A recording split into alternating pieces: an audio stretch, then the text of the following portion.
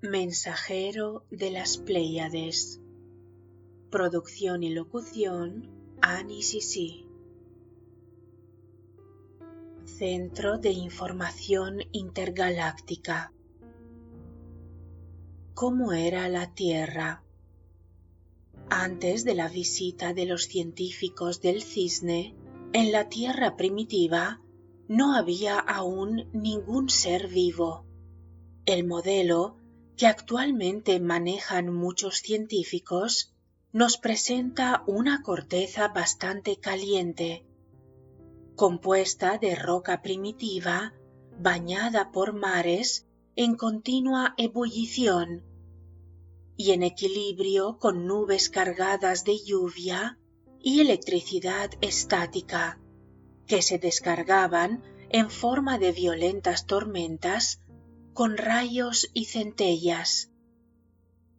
A medida que descendió la temperatura, poco a poco se fueron formando al azar, según la opinión de la ciencia, otras sustancias necesarias para la eventual formación de las primeras moléculas capaces de autorreproducción: formato, aspartato, lactato, glicina, ribosa, adenina y glucosa. ¿Por qué se pueden formar estas moléculas? Todo ello, desde luego, no fue fruto del azar, sino de la propia intervención extraterrestre y la siembra de los patrones de vida, que se basaba no solo en un inimaginable conocimiento químico, sino también de su íntima y secreta relación con la geometría. Por ejemplo, el empleo del tetraedro. Es interesante saber que tanto el carbono como el nitrógeno y el oxígeno son fundamentalmente tetraedros, que de alguna manera buscan asumir esa geometría de manera tal que tendrán la mayor estabilidad cuando en los 4 vértices del tetraedro se encuentren 2 electrones con spin opuesto. Esto es importante, por cuanto cualquier otra estructura será menos estable y susceptible de reaccionar con otros átomos. Por supuesto, los seres del Cisne sabían todo esto.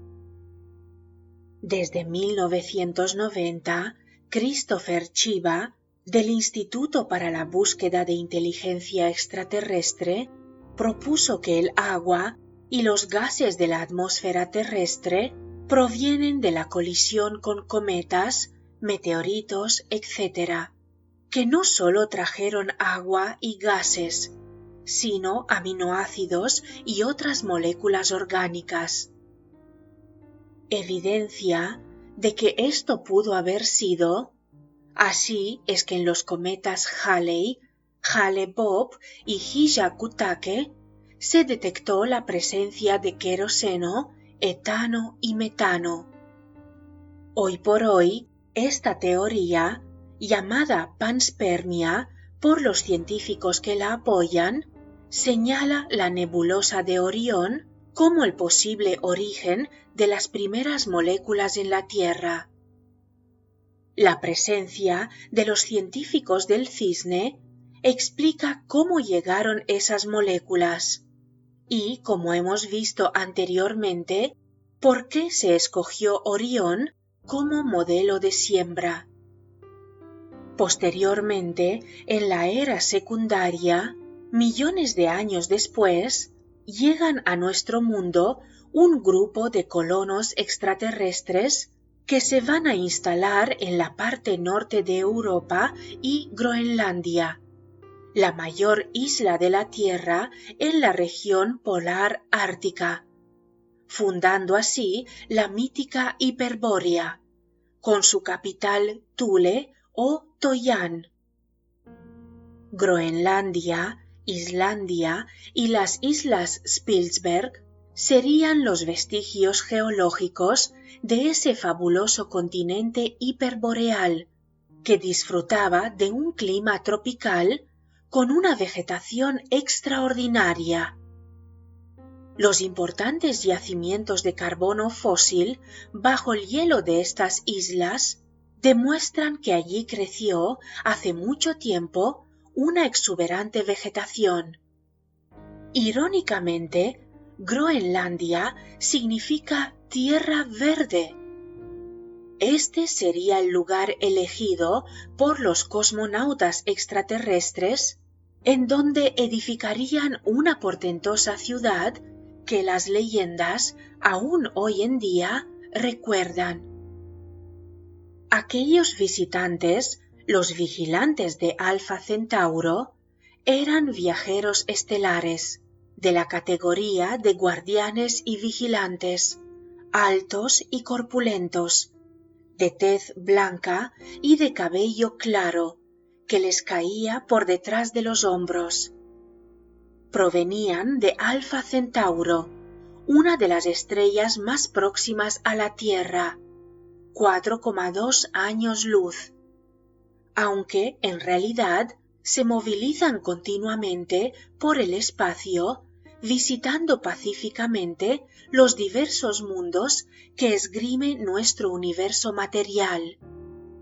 Precisamente por la experiencia que poseían en diferentes planetas, llegaron a nuestro planeta en plena era secundaria, para establecer una base temporal que confrontara, como si se tratara de un test, cómo una civilización podría adaptarse a un mundo que resultaba impredecible por sus características UR y también peligroso por el mismo hecho de ser inestable y en continua formación.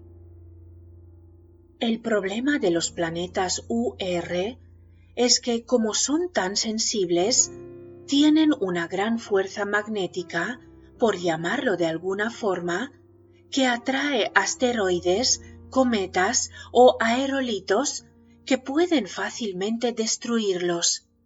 Y ello fue lo que sucedió. Un impresionante impacto en la Tierra puso en jaque la vida que hasta entonces se había desarrollado, como los dinosaurios, especie gigante de criaturas que de haber sobrevivido, y en este punto muchos científicos concuerdan millones de años más tarde, podrían haber evolucionado a un tipo de vida inteligente, quizá humanoide, pero con aspecto de reptil, muy similar a una de las civilizaciones que habitan en Orión.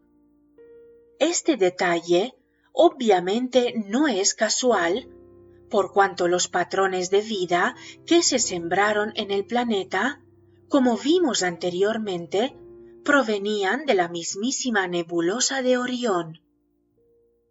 El accidente cósmico afectó considerablemente la Tierra. Ello habría ocurrido hace unos 65 millones de años. Y la huella del espantoso impacto aún puede apreciarse bajo las aguas frente a la península del Yucatán. Según la ciencia, a lo largo de la historia terrestre se han registrado unas 14 destrucciones masivas, y en donde operaron diversos factores que las precipitaron, causas biológicas, cambios en la dinámica del planeta, impactos de asteroides, pero ninguna fue tan terrible como la que acabamos de mencionar.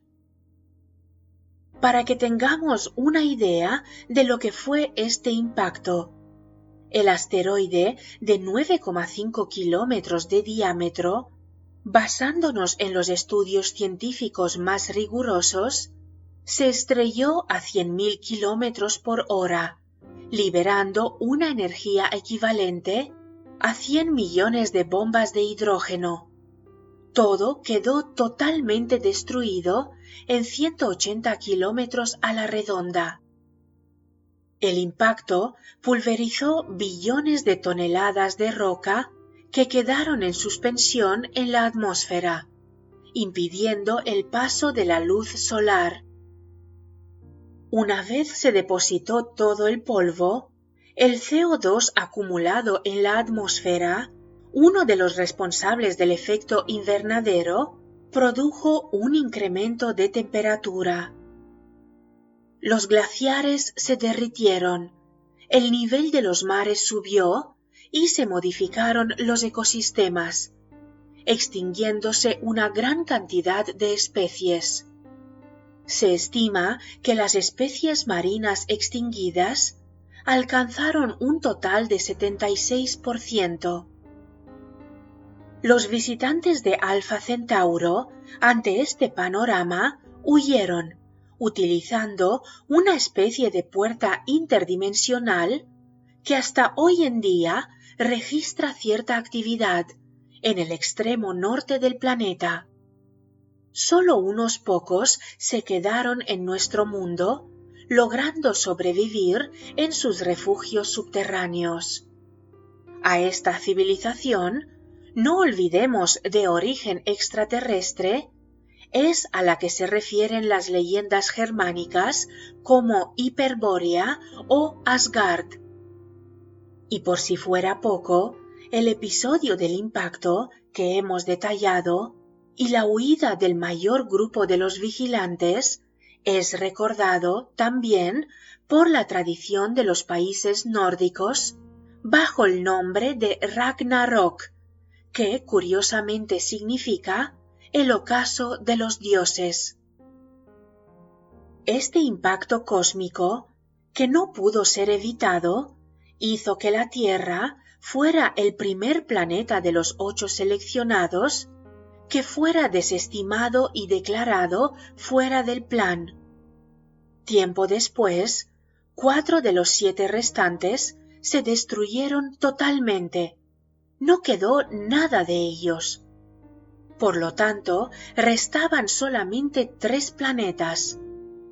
Así, los encargados de vigilar el plan se acordaron de nuestro globo y decidieron regresar, dándose cuenta que en la era terciaria la vida se había comenzado a recuperar casi por sí misma, basada en la gran fuerza vital que poseía la Tierra. Hay un punto de vital importancia que no debemos pasar por alto. Quienes observaban y dirigían el proyecto de vida en la Tierra decidieron enviar a un grupo de seres extraterrestres, verdaderos experimentadores interplanetarios, que viajarían a través de pliegues cósmicos o puertas estelares al pasado, en un espacio contenido dentro del gran espacio, siguiendo una especie de ruta cósmica que se basa en la figura del espiral, la rueda del tiempo, o el ciclo natural de evolución en el universo. De esta forma, crearon una suerte de desfase temporal en nuestro planeta, dándole así una vida paralela en un tiempo alternativo, que nos acompañará a lo largo de miles y miles de años hasta que volvamos a reencontrarnos con el tiempo real del universo. El tiempo es una forma mental que procura definir la duración de las cosas, una ilusión basada en el movimiento del universo en el espacio. La idea de tiempo va en relación con la conciencia del ser. Si su percepción se limita a una tercera dimensión, el tiempo lo concibe como algo lineal, como una continuidad. Pero cuando se descubre su naturaleza multidimensional e ingresa en una cuarta dimensión, se da cuenta que el tiempo se mueve en una espiral y que no existe más allá de su conciencia, y que, simultáneamente, hay varios espacios dentro de un espacio mayor que podríamos llamar el real tiempo del universo. Como el proyecto Tierra requería de ciertas condiciones para el plan cósmico, entre ellas la aparición del ser humano, los operadores del tiempo establecieron esta paradoja para poder crear aquellas civilizaciones con condiciones específicas que permitan una evolución acelerada, como es el caso de la raza humana. Esta paradoja espacio-tiempo habría dado como consecuencia una aceleración del tiempo en algunos sectores del universo donde sería posible que estas razas evolucionen a una velocidad mayor que la normal. Esto nos recuerda aquel pasaje de la Biblia que dice: «Y si aquellos días no fuesen acortados, nadie sería salvo, mas por causa de los escogidos, aquellos días serán acortados». San Mateo 24:22. Ya hemos mencionado que su planeta, durante mucho tiempo, fue considerada como una zona libre, en el sentido de ser el lugar destinado para aprender, experimentar y construir. La ubicación era perfecta, debido a su posición dentro de la zona de galaxias. Era como la estación de aprendizaje o el centro de información intergaláctica, y, debido a sus coordenadas espaciales, era el lugar perfecto o el punto de cruce de las carreteras interplanetarias. Sin embargo, seres de vibraciones negativas observaron la importancia que tenía la Tierra como centro de intercambio de conocimientos y de información, así que decidieron controlarla. Recordemos así que quien controla la información tiene el poder. Así que esto desencadenó una guerra espacial por el control de este planeta. Ustedes fueron desconectados por estos seres de diferente vibración para impedir que llegara la luz a sus centros de información. De varias galaxias, de otros mundos y otras civilizaciones, hemos estado enviando luz cósmica a este planeta, pero su ADN, en la mayoría de las ocasiones, está fuera del alcance de estas emanaciones. Entonces se decidió que había que crear un plan, un medio para volver a implantar esas guías sensoriales. La única forma de hacerlo era estando dentro de su propio planeta, y para esto habría que infiltrar esta información de alguna manera. Muchos de ustedes fueron quienes, a través de varias vidas, han estado luchando y aprendiendo. Ustedes son guerreros. A través del aprendizaje de vidas anteriores, están ahora en la etapa de recuerdo. La sabiduría comienza a florecer y nosotros estamos aquí simplemente para mecer sus cunas y ayudarlos a despertar. Muchos de ustedes decidieron participar en este evento desde vidas anteriores y han venido preparándose a través de vivencias personales. Pero recuerden, el cambio es de dentro de su ser. Ustedes ya poseen todo el conocimiento y ahora están en la etapa de recordar lo que ya saben. Y este ha sido el plan de acción que ahora se lleva a cabo en su propia dimensión. Es ahora el tiempo del cambio. Es ahora el tiempo para comenzar a prepararlos a enfrentar encuentros que ustedes catalogan como del tercer tipo, encuentros en donde conocerán seres tal y como los muestran en sus películas. Sin embargo, estos seres los podríamos describir como diferentes, pues deben de estar conscientes que lo que ustedes han visto en sus películas ha sido imaginado y creado por humanos, ciertamente, pero la información en realidad ha llegado a través de otros seres. Algunos de ellos somos nosotros mismos, como pudiera ser el caso actual.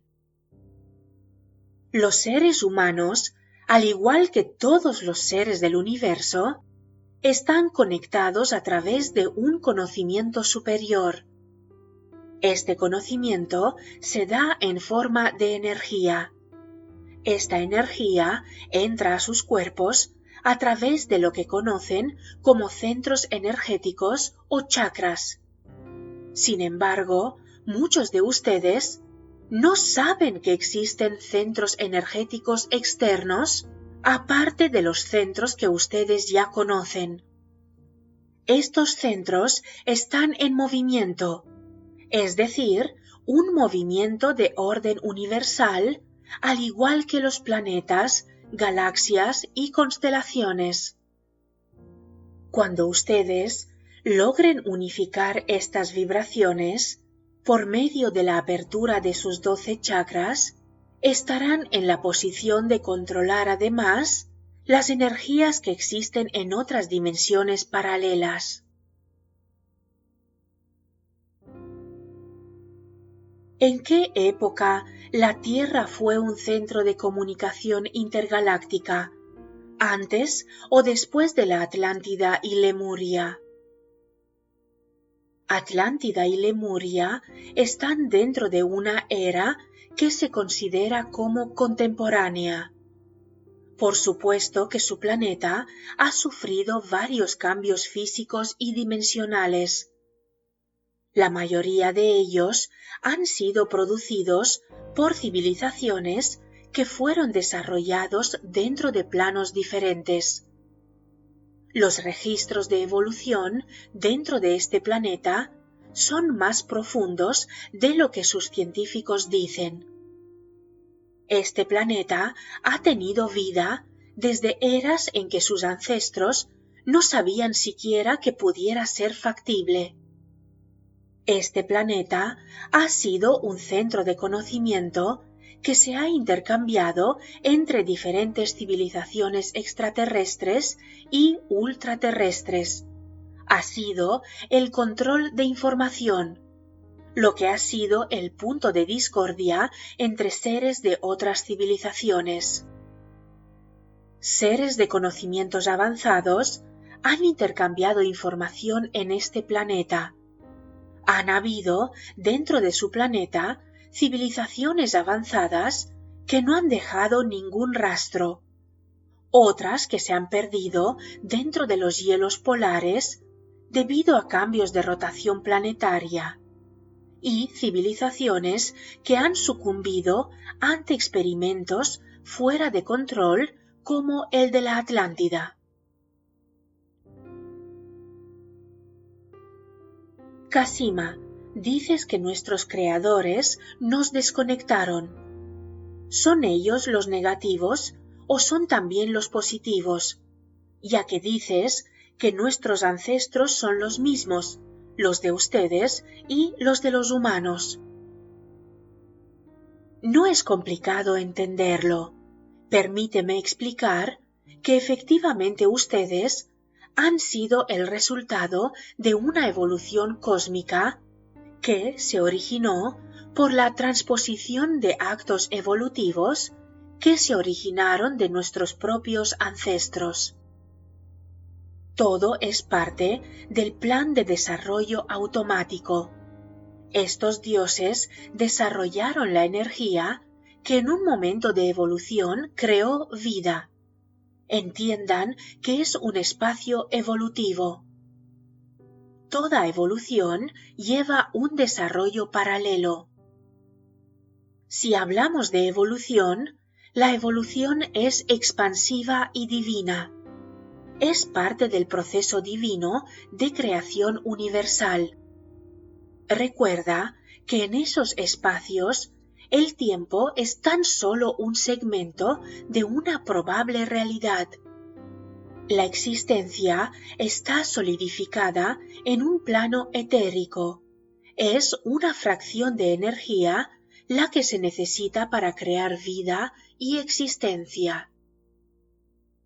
Al continuar la etapa evolutiva, en este universo de libre albedrío, se decidió por medio de un Consejo Supremo que en el sistema solar, dentro de esta galaxia, estaría un centro de desarrollo e intercambio de información universal, sistema escuela. Esto no fue decidido por nosotros, sino por el Consejo Supremo, que son seres muy evolucionados y que tienen la capacidad de intercomunicarse directamente con la fuerza universal. En este consejo se decidió que este sistema galáctico fuera el centro evolutivo más grande del cosmos en el gran intercambio de información y experimentación. Y, por supuesto, muchos de los principales objetivos de algunas civilizaciones era la de perfeccionar el desarrollo evolutivo de los seres a través de la modificación y programación del ADN y de otras moléculas interrelacionadas con los espacios cósmicos. Era la Universidad Estelar, pero las fuerzas obscuras también estaban enteradas de este potencial de desarrollo. Así que decidieron tomar el control de esta zona de experimentación para tener todo el control y desarrollo del proceso evolutivo de los seres, así como del manejo de la materia y energía, alimentándose de esta misma energía y de la que se desarrollara a partir de ésta. Así que ha sido desde eones que están sometidos a su control, pero sus bases genéticas provienen de nuestros antepasados. Cuando ustedes tratan de encontrar las respuestas, deben considerar que la verdad del Ser Supremo no deben buscarla dentro de su propia realidad física. Es decir, que el punto de vista del panorama es más simple y también más majestuoso. Para entender conceptos de dioses menores y dioses superiores, es importante poner el campo real de observación fuera de su realidad. Las jerarquías son interactuaciones complicadas entre lo que diríamos que es el Dios creador, el Dios energía y la conjunción espiritual con los dioses menores. Esto es un concepto complicado aún para nosotros, quienes también buscamos el encuentro y la fusión con Dios energía. Y a la vez es tan simple como entender que el amor energía es la base de toda energía, de todo Dios y toda creación. El ser humano es complicado y hace de lo sencillo complicado con la intelectualización de sus egos. Cuando quieran respuestas, estas las pueden encontrar en su propio yo. No desperdicien el tiempo en analizar el agua que pisan. No pierdan sus energías en ver si son en realidad azules o verdes. Mejor concentren sus energías en salvar sus vidas. La sintonía siempre es importante, así como el amor. Recuerden que la misión de ustedes consiste en el conocimiento interior. Es muy importante que concentren su atención en el aumento de vibración, aplicando el poder de su ser interior y permitiendo el flujo de la energía universal. A través de la mente se logra un incremento de unidades vibracionales. En efecto, al aumentar las frecuencias interespacio-dimensional. Sin embargo, en el terreno físico debe de haber una compensación en el equilibrio, y para lo cual los mismos planetas habrán de modificar su estructura moleculares, gravitacionales y energéticas. En el caso físico, se compensa con nuevas lunas, o, en casos más drásticos, en aumentos de energías que causan alteraciones en la estructura energética del Sol, a niveles que pueden causar el aumento de densidad solar y producir supernovas cuasares, grados de antimateria.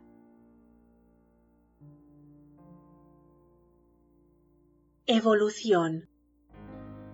Una de las maneras en que pueden entender acerca de las jerarquías universales es cuánticamente. Todo en el universo es perfecto y exacto, con leyes específicas de evolución. Tomen, por ejemplo, el universo y en particular su sistema solar. Veamos primeramente al Sol. Es una masa de energía, es una parte de un todo, regida por el Creador del universo. El Sol emite energía y esta energía vibra a cierta frecuencia, creando vida. Veamos ahora la Tierra. Esta está regida por otra jerarquía del Creador universal, la que diremos que es una masa de materia cósmica que produce por medio de alteraciones químicas una primera forma de vida. Al evolucionar esta vida, continuará hacia la creación de seres unicelulares, y estos seres entonces llamarían Dios Creador a esta chispa divina que los creó, pero a su vez estos seres unicelulares, en su evolución, crearon a nuevos seres, y entonces se formarán nuevas jerarquías de dioses.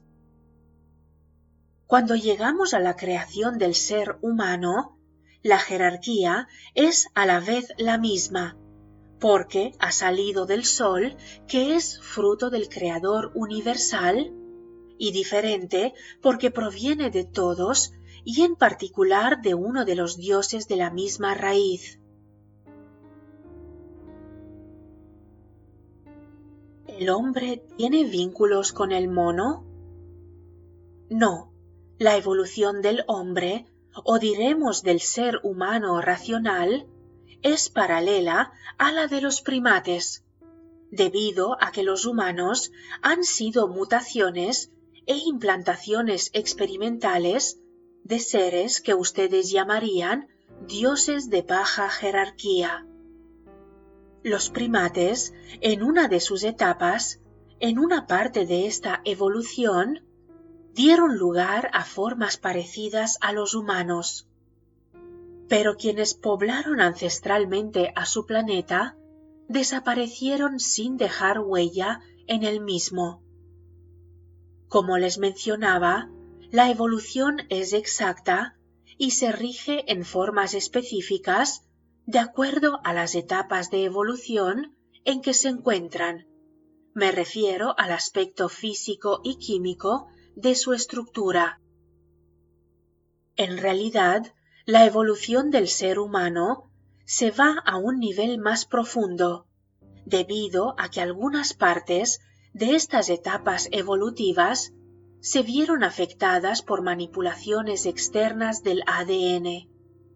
Es decir, que otros seres han ocasionado modificaciones en la etapa evolutiva del ser humano, como lo pueden ver en diferentes civilizaciones que desaparecieron, como el continente de la Atlántida.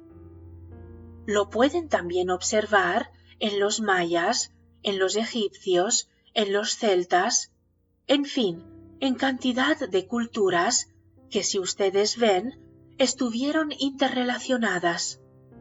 Pero después tuvieron algunas evoluciones diferentes, y esto fue debido precisamente a estas alteraciones genéticas que hemos mencionado. El andrógino y la aparición del hombre. El primer paso fue intervenir a un grupo de proto-homínido, remotos antepasados del hombre que llevaron al interior de la gran nave. Así, fruto del experimento, los Elohims consiguieron una variedad de andróginos, es decir, seres que poseían ambos sexos. Sin embargo, y a pesar que el proyecto inicial fue todo un éxito, los andróginos no se adaptaron a la densidad del plano, por lo que se podía prever que no sobrevivirían al ser tan frágiles y sensibles frente a la agresiva dinámica de cambio que imperaba en aquel entonces en nuestro planeta. Ello originó que los científicos espaciales realizaran una variación en el proyecto genético, interviniendo nuevamente a los andróginos para transformarlos a través de alta cirugía en seres de un solo sexo, es decir, que fueron convertidos en machos y hembras. El resultado fue un grupo de Adanes y Evas de raza negra, la original del planeta, que pronto se diseminarían por todo el globo. Hay que aclarar que los extraterrestres afirman que fue de una Eva que surgió un Adán y no viceversa. Según los científicos de la actualidad, el hombre habría aparecido hace aproximadamente unos 3 millones de años, y no hace unos 60 millones, como sugieren las informaciones que hemos recibido en la experiencia de contacto. No obstante, la ciencia no ha podido explicar una serie de contradicciones de tiempo que señalan una antigüedad muchísimo mayor para la aparición del hombre. Por ejemplo, en el Parque Nacional Dinosaur Valley, Texas, USA, en el lecho del río Paluxy y en la meseta rocosa de la orilla, se han encontrado innumerables huellas humanas petrificadas. Lo más sorprendente era que las huellas se ubicaban en capas geológicas muy superiores. En principio, el agua del río debería haber erosionado rápidamente las huellas dejadas por los animales prehistóricos hasta hacerlas desaparecer. Pero, en realidad, se observa perfectamente unas huellas que tenían como mínimo 60 millones de años. ¿Quiénes eran aquellos seres humanos? Por otro lado, en 1977, el genetista Svante Paavo, de la Universidad de Múnich, tomó un fragmento de brazo de los huesos fosilizados que se guardan como un secreto de Estado y estudió por primera vez el ADN del hombre de Neandertal. La comparación del patrimonio genético reveló claras diferencias entre el hombre primitivo y el hombre moderno, Homo sapiens sapiens. Para ir al grano, en las mitocondrias se localizaron 27 diferencias, mientras que en todas las razas que existen en la actualidad se observan como máximo 8 diferencias. La explicación a aquel eslabón perdido es la intervención extraterrestre. Definitivamente, hay muchas contradicciones en la evolución. Si los dinosaurios se extinguieron hace 65 millones de años, como se ha demostrado, y nuestra humanidad existe, supuestamente, solo desde hace 3 millones de años, y como mucho es imposible que haya representaciones gráficas de animales prehistóricos. Si la idea que se tiene hoy en día de la evolución es correcta, ningún hombre podría haber visto nunca un dinosaurio, y por tanto tampoco podría haberlo dibujado en una caverna. Volviendo a la historia, una vez creada la base de la primera humanidad terrestre, estos 7 ingenieros genéticos se reúnen con los grupos de Adanes y Evas en la nave laboratorio y les dicen que de todo pueden alimentarse. No olvidemos que el gigantesco vehículo extraterrestre funcionaba como invernadero, menos de ciertas plantas que están reservadas en una zona especial, que tienen propiedades alucinógenas y que al consumirlas verán acelerar sus facultades psíquicas de una forma descontrolada, neutralizando toda posibilidad futura de desarrollar dichas facultades, afectando las neuronas del cerebro e iniciando así un proceso irreversible de muerte que ni ellos podrían detener, lo que llevaría a abortar el proyecto Humanidad.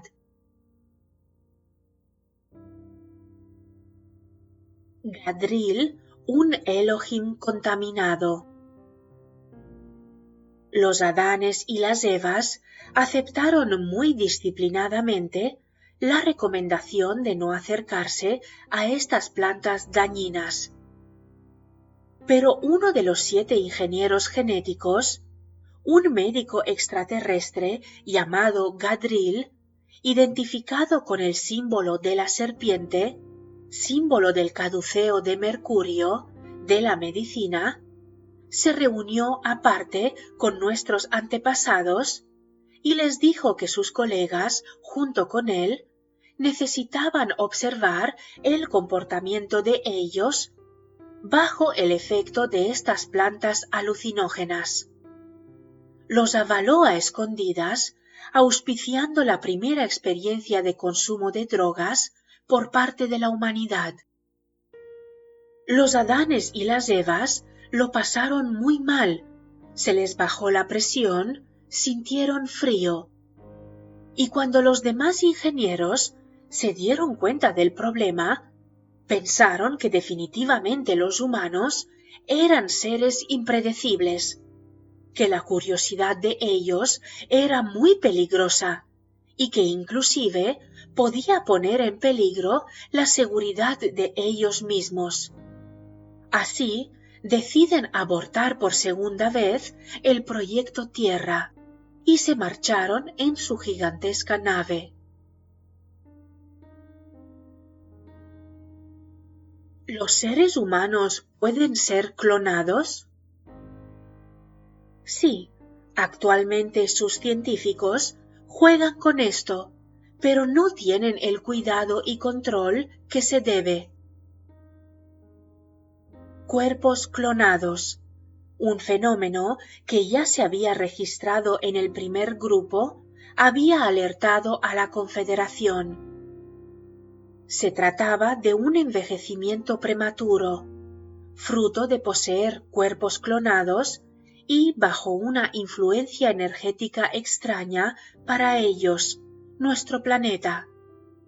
Esto no es descabellado, por cuanto los problemas que enfrenta la clonación humana, según los recientes experimentos, es, precisamente, el envejecimiento acelerado.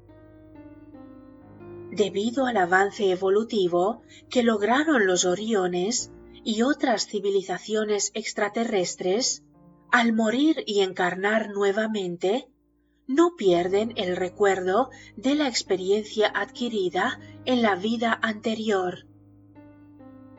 Poseen una conciencia lineal.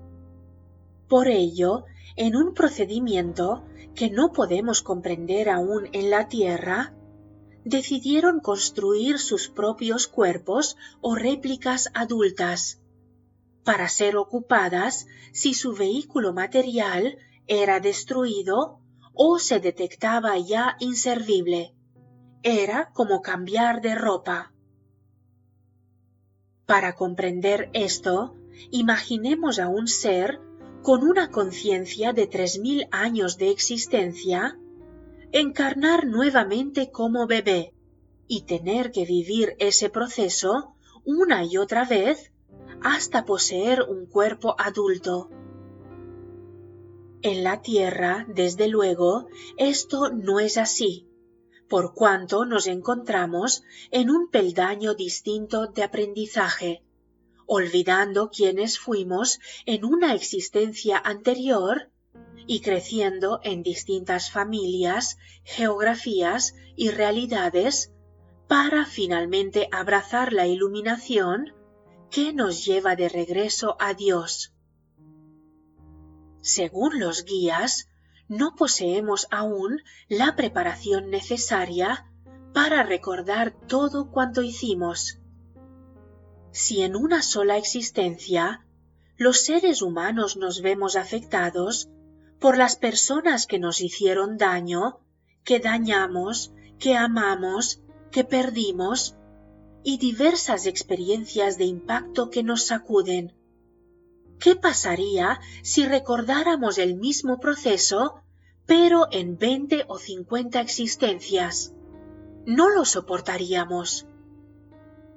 Lo que nos permitiría prepararnos para asumir ello es la conciencia de que somos en realidad seres cósmicos.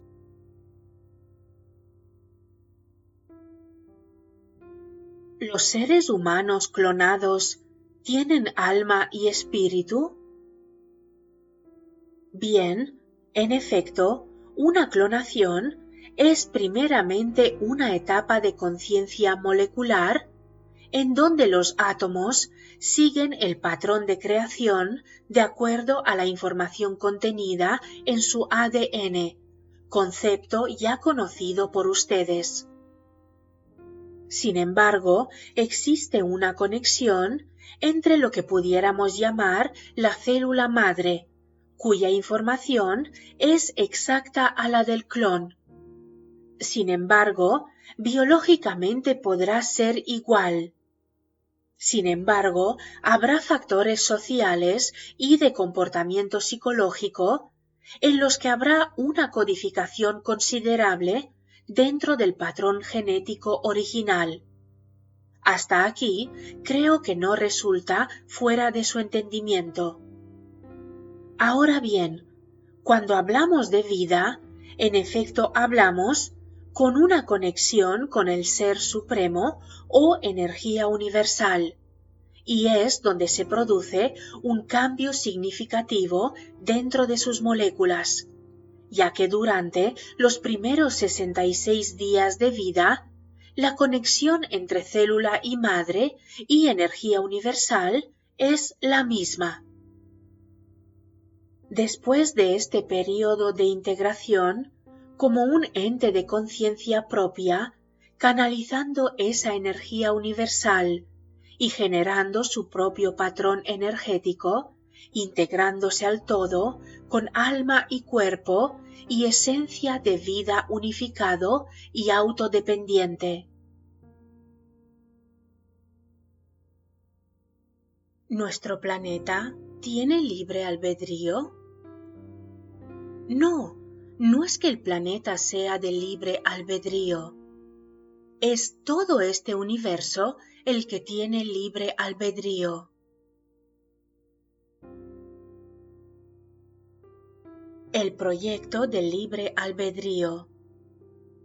Sobre la base de todo esto, y ahora en marcha, el proyecto de crear una humanidad nueva que por mérito propio pudiese alcanzar lo que sus hermanos mayores no consiguieron, el concilio de los Hellel pensó que sería oportuno colocar un grupo de entidades mentales en el universo material que actuaran como entidades disociadoras, dificultando al máximo el acceso a la información. Estas entidades, llamadas demonios, tendrían esto como función. No eran ni buenas ni malas. Solamente vendrían a fastidiar la vida, a complicar las cosas, y a mayor complicación, habría mayor esfuerzo por parte de las civilizaciones materiales. Y esto restablecería la dinámica interrumpida. No obstante, otros seres del universo mental consideraron que no se podían cambiar las reglas del juego, el libre albedrío en discusión, por ser aplicado a una humanidad nueva, y no en las ya existentes civilizaciones extraterrestres, cuando ya el partido está comenzado. Imaginemos, por ejemplo, ¿qué pasaría si faltando 15 minutos para que termine el juego, el árbitro decide que no se juegue más con arqueros porque el partido está empatado? O si a un alumno de una escuela militar que tiene una disciplina rígida, una estructura mental muy limitada, en un claustro que no es mixto, faltando un año para graduarse, lo sacamos de allí y lo mandamos a un colegio mixto, que no es internado, que no tiene nada de disciplina. Lo más probable es que naufrague. Si se han de cambiar las reglas del juego, si se ha de experimentar buscando alternativas nuevas, se tenía que experimentar sobre civilizaciones nuevas, que todavía no habían surgido o que recién habían comenzado. Esto fue lo que sugirieron otros seres del universo mental. A Lucifer o Luzbel no le satisfizo esta modificación o contrapropuesta, porque significaba dejar de lado a sus entrenados como los seres de Orión, a aquellos que habían recibido la instrucción de parte de ellos para darle la oportunidad a unos advenedizos, a civilizaciones nuevas, para que de pronto, en muy poco tiempo, alcanzaran niveles de evolución muy elevados, que no solamente se equipararan a los alcanzados por los que ellos habían entrenado, sino que incluso podrían superarlos, marcarles la pauta y enseñarles.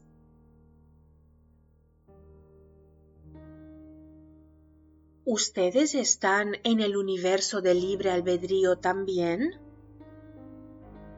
Así es, nosotros estamos en la zona del libre albedrío, pero fue su sistema solar y en particular la Tierra en donde se eligió como centro experimental y de intercambio de conocimiento interestelar.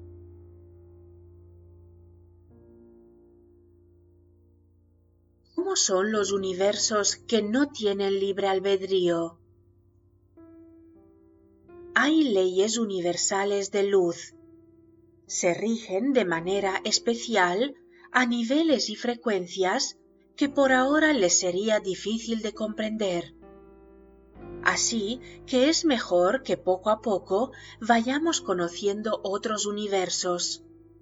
A su tiempo comprenderán de la perfección de estos universos que rigen dentro de la maquinaria universal de luz. La rebelión de Luzbel. Nos preguntamos ante esto, ¿cómo seres del universo mental, de una dimensión tan elevada, podrían caer en ese juego de la soberbia, de la falta de humildad. Es cierto, cuando uno más alto está, difícilmente se cae, pero si se cae y aporrea fuertemente. Así a Lucifer no le agradó la contrapropuesta y no le agradó de ninguna manera que se llevara esto a cabo. Al rebelarse contra la idea, Luzbel se distanció del plan propuesto por los otros y, sin querer, se convirtió en ese demonio que se buscaba para generar las trabas que dificultaran el acceso a la información para las nuevas civilizaciones, que se crearían como alternativa o puente de rescate para las estancadas. Parte de este drama cósmico, sintetizado de alguna u otra manera en la rebelión de Luzbel, ante la decisión del concilio de los Gelel que no compartía, llevaría al que porta la luz, significado latín de Lucifer, a influenciar a otras civilizaciones extraterrestres del universo material en contra del plan cósmico y, como consecuencia, en contra de la humanidad nueva que muy pronto aparecería. Nuestra galaxia, la Vía Láctea, tiene alrededor de 400.000 millones de estrellas o de soles como el nuestro. Hay estrellas azules, estrellas rojas, amarillas o blancas. Estos colores dependen de su antigüedad y de su composición. La mayoría de los sistemas son binarios o trinarios, o sea, la mayoría de los sistemas solares no tienen una sola estrella como el nuestro, sino que tienen 2 o 3 soles. Así pues, sistemas solares como el nuestro en la Vía Láctea son aproximadamente 100.000 millones, y galaxias como la nuestra han sido calculadas por los astrofísicos en unas 100.000 millones de galaxias. 100.000 millones de galaxias por 100.000 millones de sistemas solares. ¿Pensar que solamente hubiera vida en nuestro planeta? Nuestra galaxia no es una galaxia principal, es una galaxia satélite. Así como nuestro planeta Tierra gira en torno al Sol, todo el sistema gira en torno al centro de la galaxia. La rotación alrededor del centro de la galaxia gira cada 260 millones de años.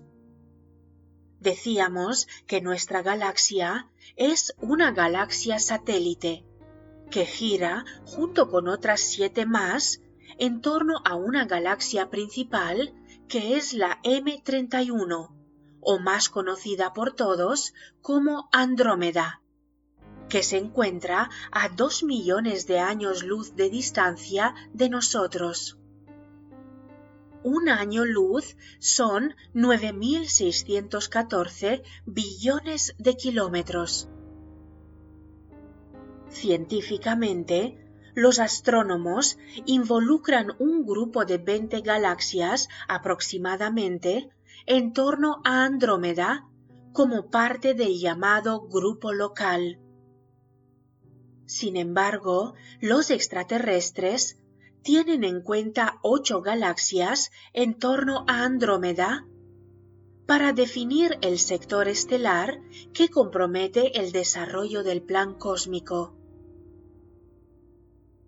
Fue precisamente este grupo local el seleccionado para llevar a cabo el proyecto donde surgiría una humanidad en un tiempo diferente, en un tiempo desfasado, una humanidad con un potencial psíquico capaz de abrir puertas hacia otras dimensiones, una humanidad con un potencial de amor y de fe que le permitiera abrir la puerta hacia el plano de la conciencia de la esencia o espiritual, y que sirviera como un puente de comunicación entre el universo material y el universo espiritual. Todo ello representado en la estrella de 6 puntas, que simboliza así como es arriba, así es abajo, la síntesis entre lo espiritual y lo material.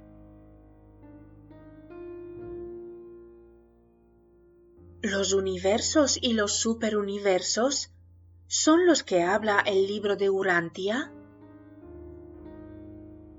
Ustedes conocen una versión, pero es donde la razón debe de abrirse a niveles más elevados. En efecto, las jerarquías son correctas, pero no hablan de los universos paralelos que hay dentro de sus mismas dimensiones, y las cuales se rigen por leyes diferentes. Esta información la vamos a ir transmitiendo y analizando en posteriores sesiones.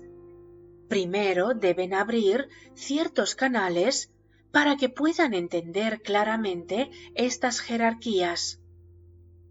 Pero por ahora puedo decir que en efecto los superuniversos fueron desarrollados por el Creador universal. Pero por ahora no quiero confundirlos. Solo te adelantaré que el Creador universal fue creado a su vez.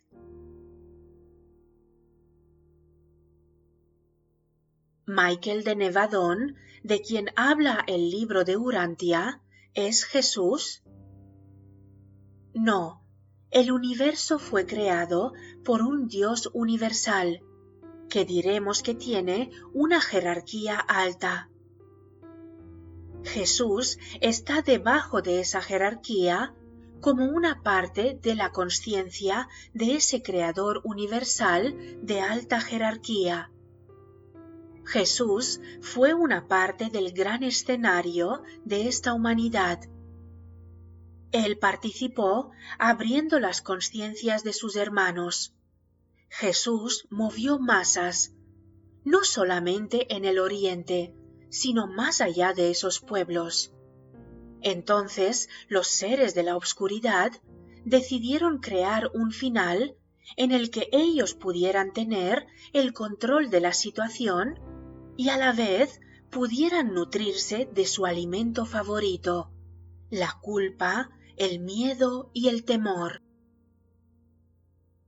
Esa fue la nueva realidad en la que han vivido hasta ahora.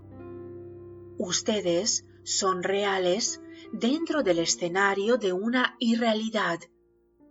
Sin embargo, su palabra quedó en un vacío, en un limbo de esperanza de que algún día la palabra fuera entendida. Él, como un ser crístico, tuvo varias manifestaciones como Buda, Krishna y otros grandes seres. Su misión era sembrar el conocimiento, y el conocimiento era poder, así que había que destruirlo, de alejarlo y crear confusión.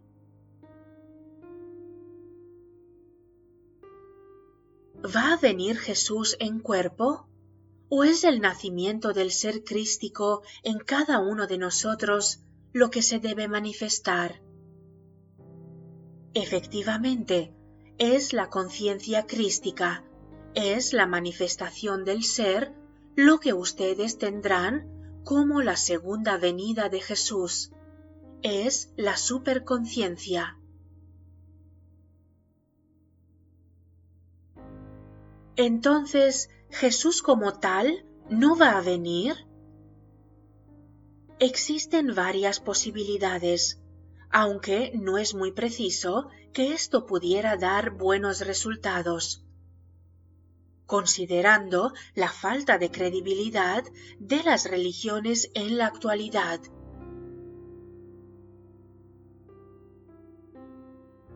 preguntamos sobre los continentes internos del planeta. En una ocasión me dijiste que yo ayudaba a seres del centro del planeta. ¿Es allí? ¿Y si es, en qué? Ellos son muy elevados, son seres de luz. En efecto, es necesario hacer claro esto. Sabemos que existen interdimensiones o dimensiones paralelas, que es como las conocen tus científicos.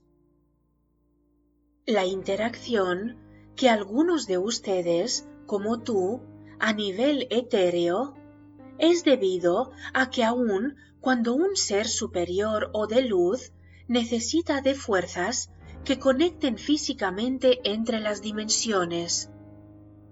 Ustedes son como un condensador que trabaja esa energía, capacitándola para interactuar en niveles dimensionales limitados como el suyo. Tu misión es asimilar esa energía de luz y convertirla a vibraciones específicas. Esta es la misión que estás llevando a cabo.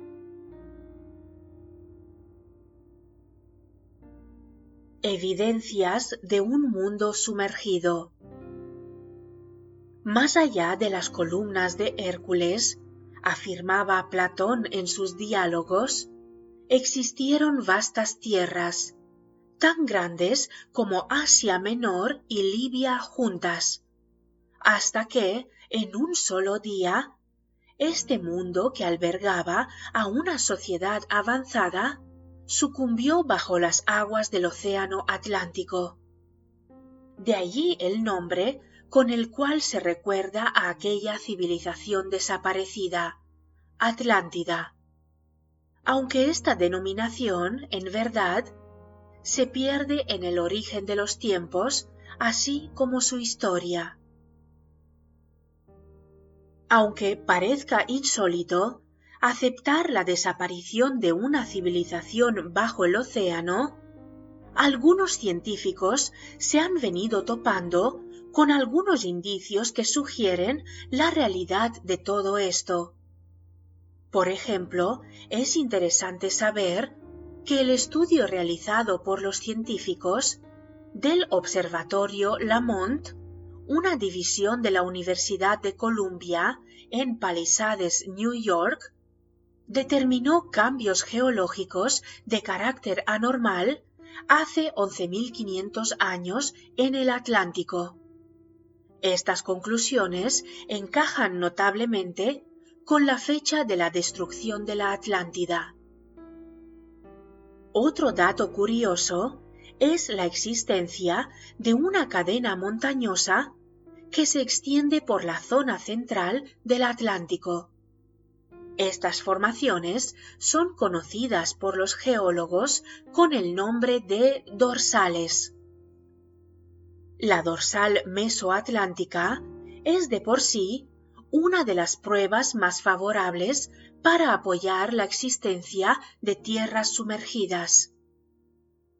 En muchos casos, las crestas de la dorsal se elevan por encima del mar formando islas. Allí encontramos arrecifes de coral y sedimentos propios de las aguas poco profundas, lo cual nos sugiere que en algún tiempo remoto estas tierras estuvieron próximas a la superficie. Para añadir más argumentos a favor del mundo sumergido, podríamos citar que, ya en 1898, se encontró en el Océano Atlántico, a 700 kilómetros de las Azores, porciones de taquilita, es decir, lava basáltica que se enfrió rápidamente. Este fenómeno solo es posible si la lava se encontró expuesta al aire, lo que no ocurre generalmente con las lavas enfriadas en las profundidades del mar. Al menos ello es lo que sostiene el geólogo P. Termier del Instituto Oceanográfico de Mónaco. Termier concluye que la lava debió sumergirse en una fecha no mayor a 15.000 años. Sin embargo, también debemos decir que no siempre estos estudios son aceptados. Aún existen muchos detractores de la existencia de la Atlántida. En los textos antiguos encontramos también evidencias no menos importantes, como por ejemplo la clara alusión a islas perdidas. Recordemos la Esqueria de Homero y la enigmática Tarsis del profeta bíblico Ezequiel. Por su parte, los mayas y los aztecas sostenían provenir de una isla situada al este de México y que denominaban Aztlán. Es posible que se refirieran con ello a la Atlántida de Platón, la morada de los mestizos y los vigilantes. La rebelión de los Oriones, ocurrida hace unos 25.000 años de los nuestros, había sido controlada por la Confederación Galáctica. Aquellos seres que se plegaron a la violenta postura de Satanael serían deportados a la Tierra para apoyar el proyecto, como si se tratasen de trabajos forzados, y así contribuir en el proceso de aprendizaje de la raza humana. Fueron enviados a nuestro planeta en grupos. No vinieron todos los rebeldes en un solo viaje. El primero de estos grupos habría llegado a la Tierra poco antes de la transgresión de los 200 vigilantes en el monte Hermón, y el último grupo de deportados, con Satanael a la cabeza, llegó a nuestro planeta en los primeros tiempos de la Atlántida. Los cristales prisión, esto sucedió que al envejecer rápidamente y morir en la Tierra, al provenir de Orión, las esencias de los deportados tendrían que volver a su lugar de origen. Si ello hubiese sido así, posiblemente hubiesen encarnado en los cuerpos clonados, ya adultos, que se encontraban en aquellos mundos de la gran constelación. Los vigilantes de las Pléyades, para evitar ello, depositaron en la Tierra unos cristales romboides, de un color verde brillante, color asociado también a nuestro planeta, y que podemos observar en la vegetación, cuya parte inferior enterraban, quedando la parte superior expuesta a manera de una pirámide de base cuadrada. No obstante, hemos sabido, en experiencias recientes, que no todos aquellos Oriones, cuyas esencias fueron atrapadas en otro plano dimensional por aquellos cristales, murieron por el envejecimiento prematuro. Satanael, al ver que estaban envejeciendo rápidamente en la Tierra, logró esquivar la observación de los vigilantes pleiadianos para instalar laboratorios subterráneos, con la intención de hallar alguna cura o antídoto.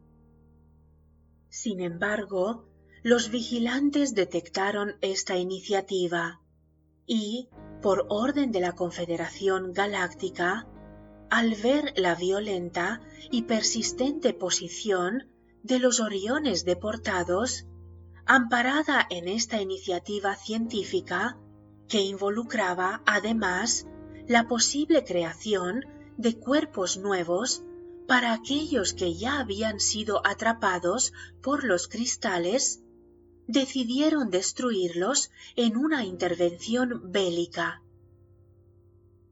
Los laboratorios de los deportados, que fueron alcanzados por el ataque de los vigilantes pleiadianos, estaban instalados en lugares que hoy por hoy son conocidos en nuestras experiencias de contacto como Paititi y Monte Shasta, entre otros.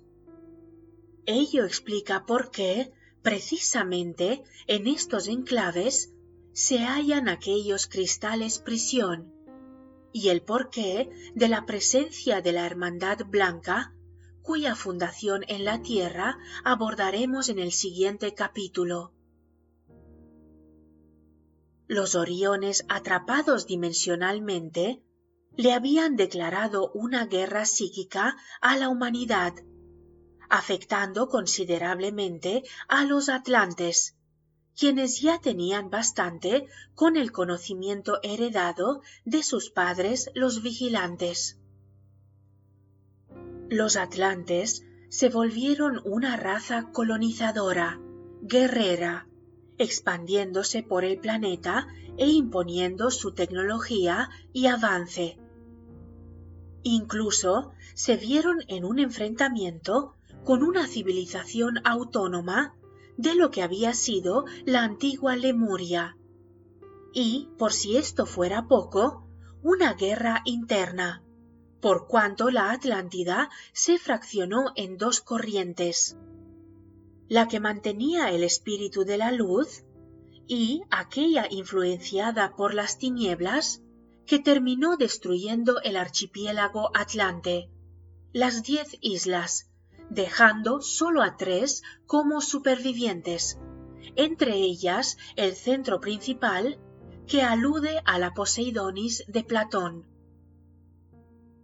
Frente a esta situación, que los vigilantes no pudieron controlar, se pensó que si los atlantes se extendían fuera del planeta, podría resultar conveniente para reorganizar con ello el proyecto planetario, ya que con el tiempo se podría hacer que estos mestizos quedaran al margen del proceso terrestre, a pesar de que eran semiterrestres. Esto es, que llegado el caso, la civilización atlante completa sería trasladada a Maldek, planeta ubicado antiguamente entre Marte y Júpiter. Para este fin, se envió a otros atlantes a Marte, para establecer un puente práctico entre la Tierra y Maldek, con tan malos resultados que no mucho tiempo después de haber arribado, se produjo un abuso por parte de ellos con la civilización marciana, generando un choque terrible. Toda la tensión generada en Marte por los atlantes y luego en Maldek, por la ley de vibración, lo semejante atrae lo semejante, atrajo a un objeto sideral errante hacia el interior del sistema solar, pasando muy cerca de Maldek, y, por un efecto desconocido, quizá fruto del propio magnetismo del gran intruso celeste, las armas de destrucción masiva de los atlantes, que se hallaban concentradas principalmente en aquel planeta, estallaron por sí solas, destruyendo así al planeta en una violenta explosión. Las consecuencias fueron catastróficas, pues los fragmentos salieron despedidos hacia Marte impactándolo, haciendo que gran parte de su agua y su atmósfera se perdiera en el espacio, acabando con la mayor parte de la vida en la superficie del planeta rojo. Aquí debemos acotar que en la actualidad hay vida en Marte, pero sus pobladores viven en el interior del planeta. Pero los fragmentos de Maldek no solo alcanzaron a Marte, ellos también llegaron a la Tierra, estrellándose muchos contra el escudo natural del planeta, que es la Luna. En ese momento, la Tierra atrapó dos grandes trozos que estuvieron orbitando durante un cierto tiempo alrededor del mundo, por lo que podemos afirmar que hubo una época en que tuvimos 3 lunas, la actual y 2 asteroides más pequeños, los cuales fueron más adelante atraídos al planeta, impactando uno de ellos en el Pacífico y mucho tiempo después el otro entre el Atlántico y el Caribe, produciendo profundas fisuras donde la corteza terrestre es bastante débil, abriéndose así peligrosos vórtices electromagnéticos que actualmente se conocen como el Triángulo de las Bermudas y el Triángulo del Dragón. Tenemos que reseñar que estos fragmentos no cayeron inmediatamente en el planeta. En ese entonces, la tecnología y el poder mental de los atlantes era muy grande, de tal manera que llegaron a controlar aquellas otras lunas, colocando precisamente en lo que hoy corresponde al Mar Caribe una estructura piramidal llamada por los atlantes Tagmatrón, con una esfera de cristal en la punta, a manera de una inmensa máquina energética que proyectase un haz de luz al espacio y sostuviese la presencia de cada uno de esos cuerpos. Igualmente, se trabajó en una estructura similar en el Pacífico, en lo que alguna vez correspondió a la ubicación de Mu, continente desaparecido, cuyos restos se pueden asociar con la enigmática isla de Pascua, en el mar de Chile. Estas pirámides concentraban una energía extraordinaria, como jamás hubiésemos imaginado. Pero la crisis interna de la sociedad atlante llegó a niveles incontrolables, como describimos líneas atrás, por la influencia satánica, que pretendió utilizar el poder desarrollado para liberar a sus compañeros y atacar a la mismísima Confederación Galáctica. Ello terminó revirtiendo el poder de dichas pirámides, atrayendo aquellos cuerpos siderales que debían mantenerse a la distancia, haciéndoles impactar y creando no solo grandes abismos oceánicos, sino también hoyos interdimensionales que comunican con otro tiempo y espacio. Estos agujeros no están abiertos todo el tiempo, sino cuando aquellas pirámides, hoy sumergidas, concentran gran cantidad de energía, liberada a su vez por las tormentas que en la zona se producen frecuentemente.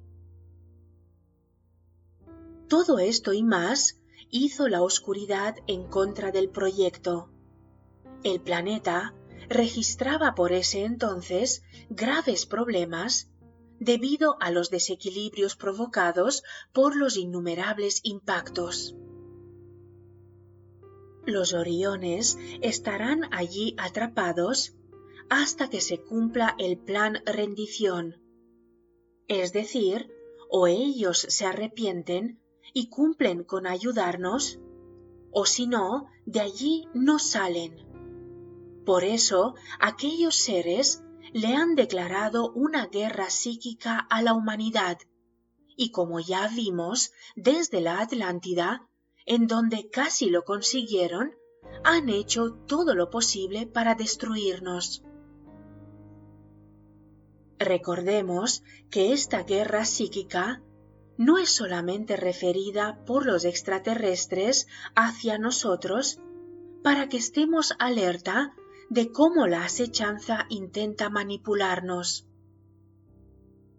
El apóstol Pablo ya lo mencionaba en una de sus cartas a los Efesios. Efesios 6, 11, 12, cuando dice: Vestíos de toda la armadura de Dios, para que podáis estar firmes contra las acechanzas del diablo, porque no tenemos lucha contra sangre y carne, sino contra principados, contra potestades, contra los gobernantes de las tinieblas de este siglo, contra huestes espirituales de maldad en las regiones celestes.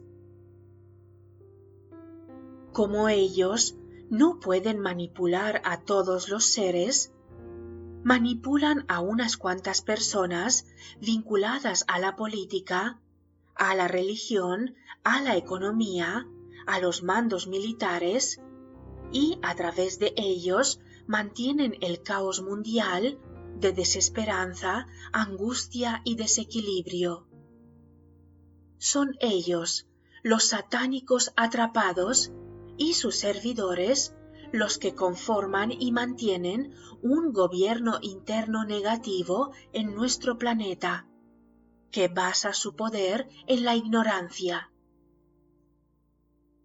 Todos los grandes archivos de la humanidad han sido sistemáticamente destruidos, desde la gran biblioteca de Alejandría hasta los registros del Cusco, desde los códigos mayas y aztecas hasta la barbarie del fascismo alemán.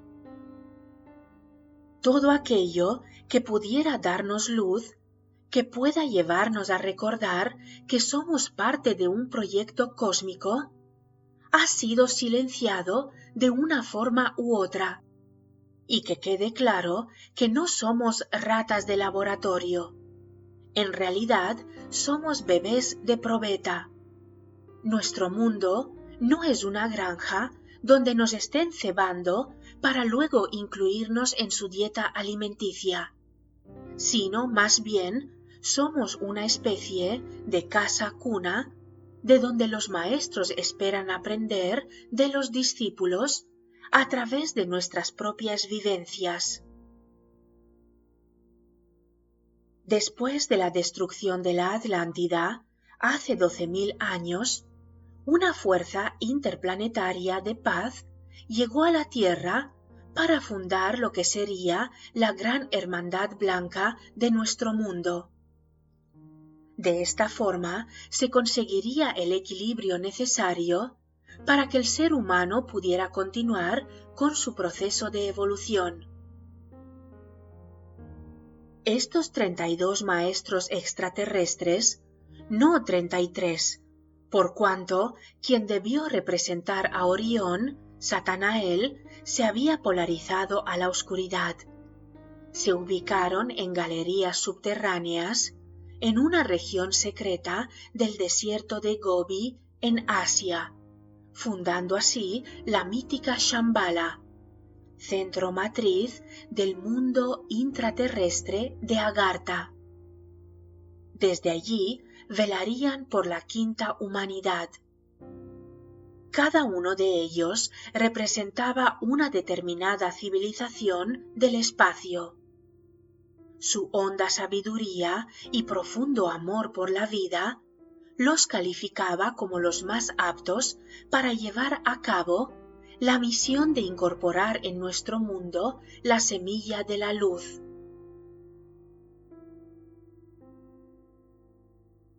Te agradezco enormemente que hayas escuchado este audiolibro.